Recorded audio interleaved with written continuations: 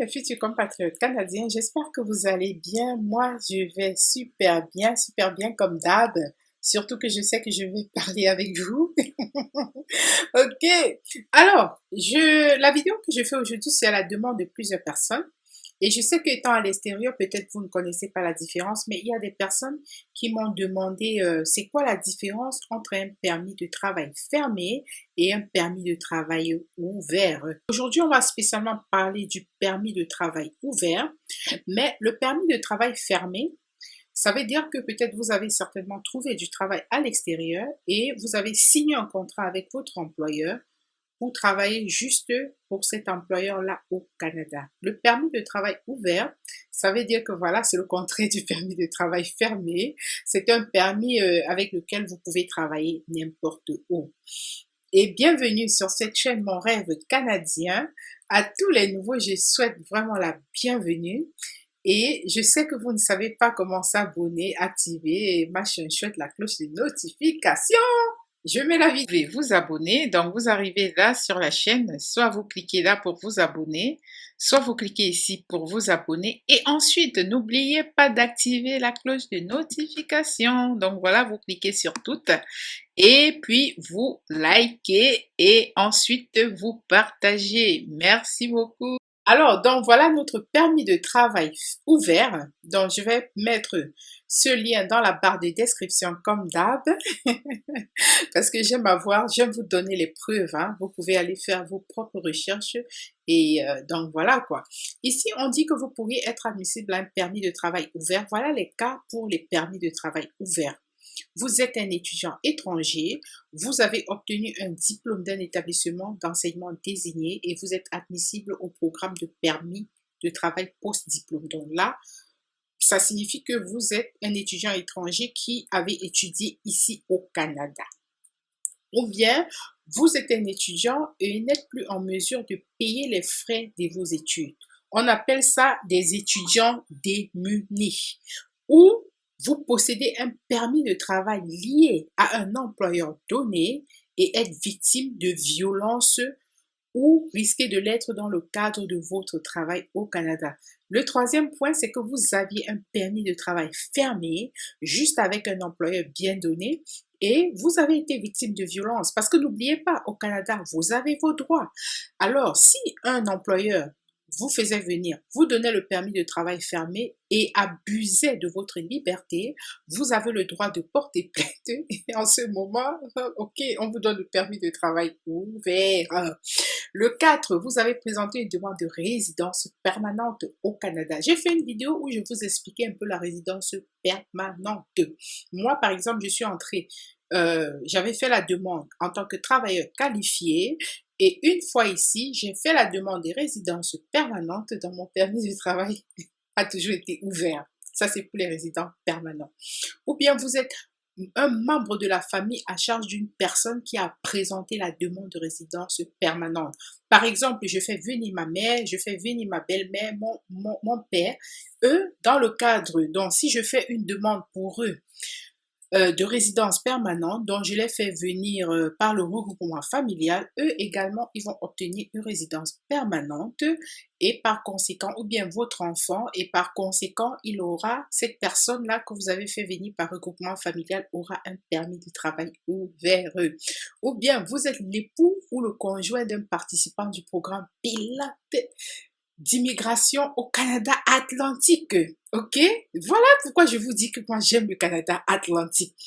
Vous voyez, si votre époux est passé par ce programme, vous avez, mais c'est pour plusieurs provinces, bien sûr, vous avez le permis de travail ouvert.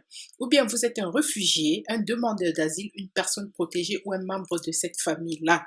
Les gens qui sont arrivés ici, il y en a qui sont arrivés ici comme visiteurs en ayant fui leur pays. Après, ils ont déposé la demande pour être réfugiés. Eux, ils ont le permis de travail ouvert, les demandeurs d'asile et puis les personnes protégées.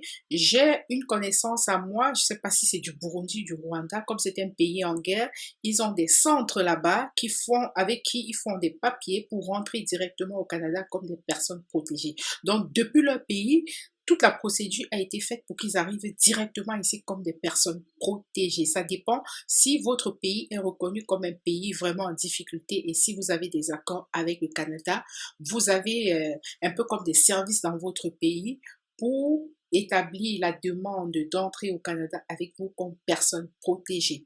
Ou bien une autre possibilité pour avoir le permis de travail ouvert, c'est que vous êtes visé par une mesure de renvoi qui ne peut être exécutée. Il y en a plusieurs comme ça qui étaient visés par une mesure de renvoi qui ne pouvait être exécutée. Moi, j'ai eu quelqu'un comme ça qui était visé par cette mesure de renvoi-là. Donc, après, voilà, tout s'est arrangé et le permis était ouvert, résidence permanente et ainsi de suite. C'est juste pour dire qu'au Canada, n'ayez pas peur. Même lorsque il y a une mesure de renvoi qui court contre vous, moi, je dirais pour certains, vous pouvez prier. Il y en a qui peuvent aller chercher des avocats.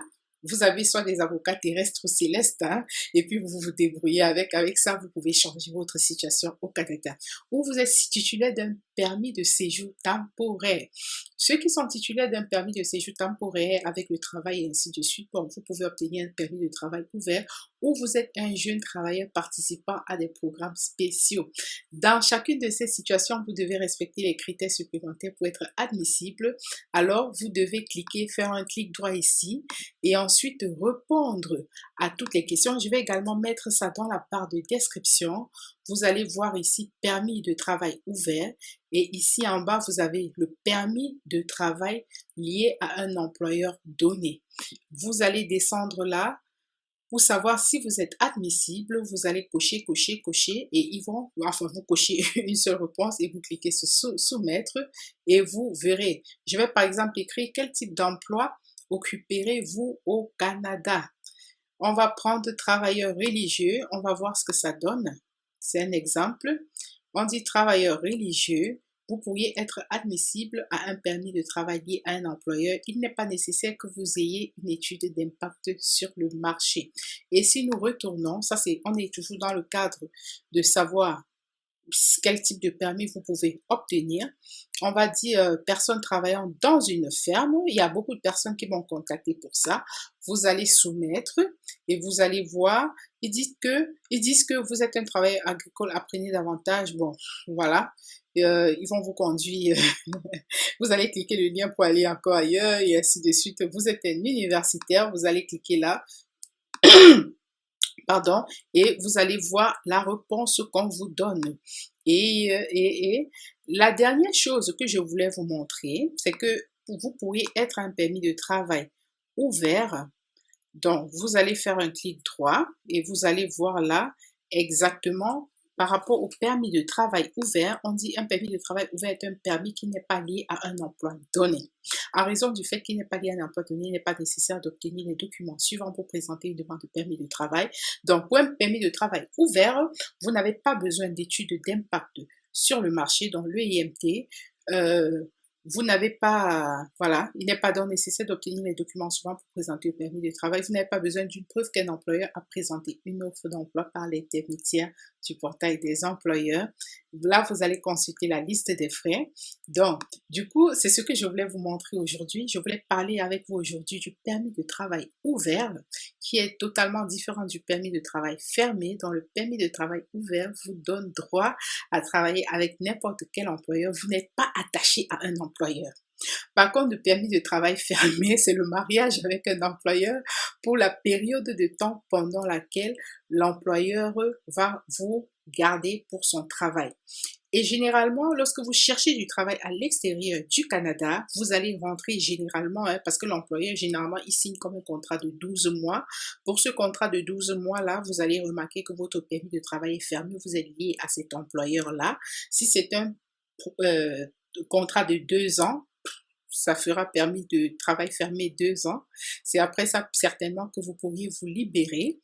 Donc, voilà, c'est ce que je voulais partager avec vous.